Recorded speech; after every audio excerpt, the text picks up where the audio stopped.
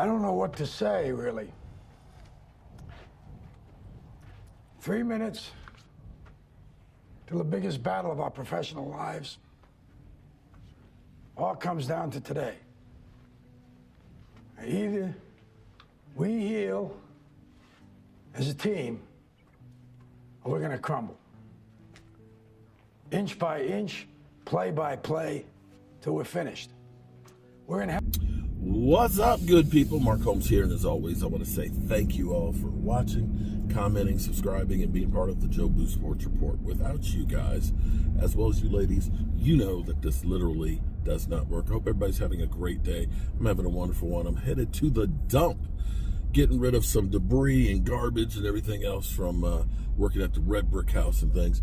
And I was, this morning, of course, looking at X, Elon Musk on X, and seeing my guy, J-Tuck.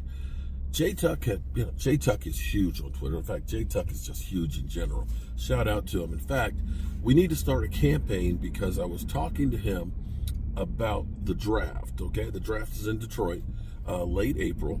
I've already got my home, we've already got our reservations for our room, because if you're trying to be in downtown Detroit in the, the perimeter where the NFL is, good luck finding a room that's affordable right now, because the prices are literally through the roof. A place that's usually like about $120 is about $500 a night during the draft. But this year we're going down. We're going to be there Wednesday.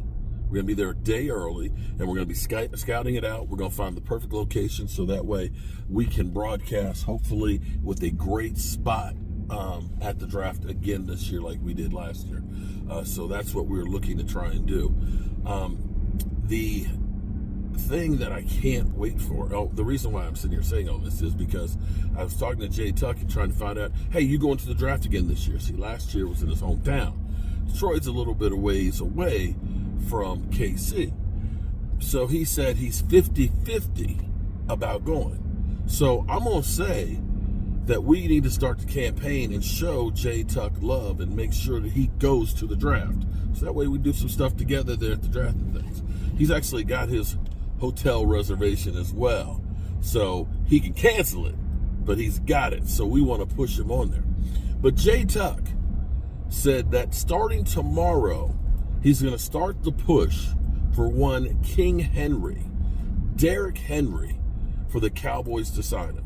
Now, I for one, would love this. I mean, okay, now let's be clear here. Let's get a little bit of background story, okay? Tennessee Titans were ass last year. Mike Vrabel's last year. Team was literally a shell of themselves. I think they were like 27th in yardage on their offense. They didn't really have a quarterback. They are a team in transition where they're rebuilding. And so you could look at the numbers that Derrick Henry had last year.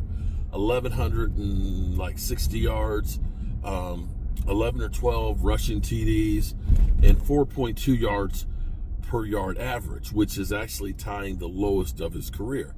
Now, some people would go through and say, well, look, he's going downhill, man. This is not good. He's 29 years old. He is 29 years old. Now, here's what I will say is, when you're on a better team, and some people will dispute whether or not the Cowboys are a better team than the Titans. I know how you trolls and stuff are. But I think of, let's say, Darren McFadden, Run DMC. For 3 years straight before the Cowboys signed him, he was averaging like 3.7 yards a carry.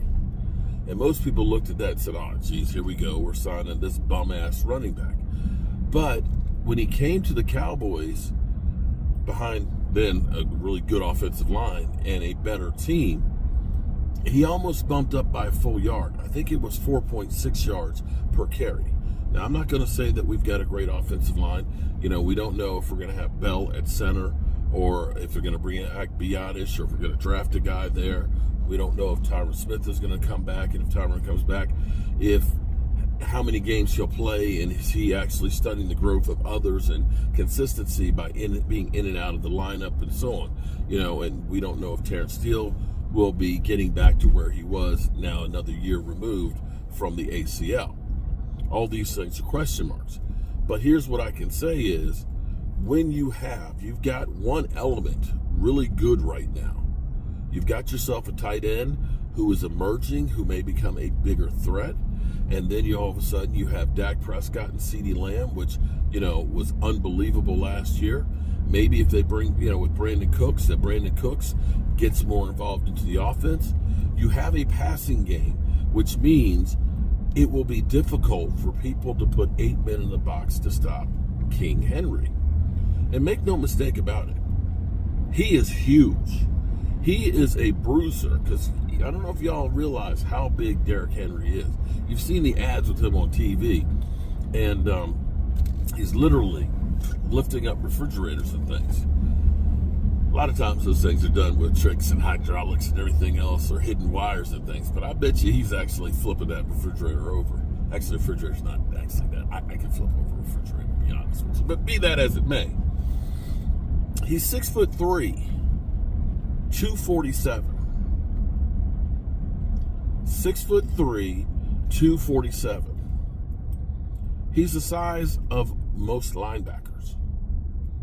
And so if you can get the offensive line going right there, and you being a threat with the passing game, okay, because we can go down the field. You've got Ferguson, who's becoming a security blanket, first down threat. You got CD, who can take it to the house, and as well as Brandon Cooks. You can stretch the field, and the problem for defense is going to be pick your poison. Do we put 8 men in the box to stop Derrick Henry? Or do we worry about the receivers? And for me, this is where, oh my goodness. Can I dream for a minute? Can I just dream? Can I dream about 12 personnel? I love me some 12 personnel. If you go 12 personnel and you got Derrick Henry as a single back there, and let's say Schoonmaker ends up being better than he was last year, it starts emerging as it, because understand, tight ends take time.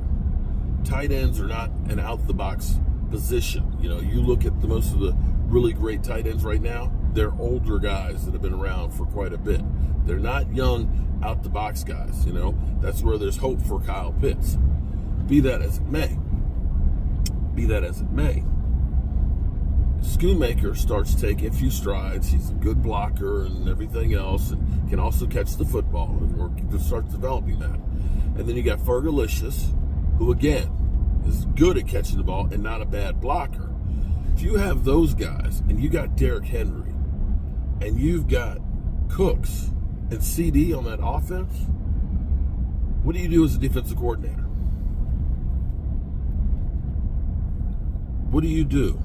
Do you put 8 men in the box? Because Derrick Henry has now got 7 guys to block for him? You need some numbers to take down a guy that big. Or, what if they end up splitting out Ferguson, and you're that 8-man? That 8-man front. You got 3 receivers right there. And then you also have Schoonmaker. That means there's 4 targets there with 8 men in the box. You literally would put a defense on an island. So if you're talking about trying to go all in, if you're talking about trying to have your offense take another step, if you're talking about being able to run the football come playoff time, there you have it. So Jay Tuck, who has made the call for all of us to push kicking and screaming Stephen and Jerry Jones into, let's just shame them. Shame Jerry Jones into making a move. Derrick Henry would probably be a good one. 1, he's got a house in Dallas. 2, he'd love to play for the Cowboys and have a chance at a Super Bowl. And if he's part of the reason they win one, he'll be forever the man who saved the Dallas Cowboys.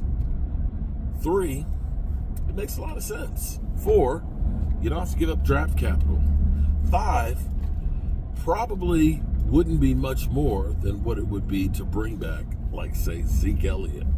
Or a lot less than franchise tagging Tony Pollard. It makes sense. But he's not injured, so the Cowboys probably won't do it. So, J-Tuck, I'm starting the day early for you, bro. Have a great day, everybody. Peace out.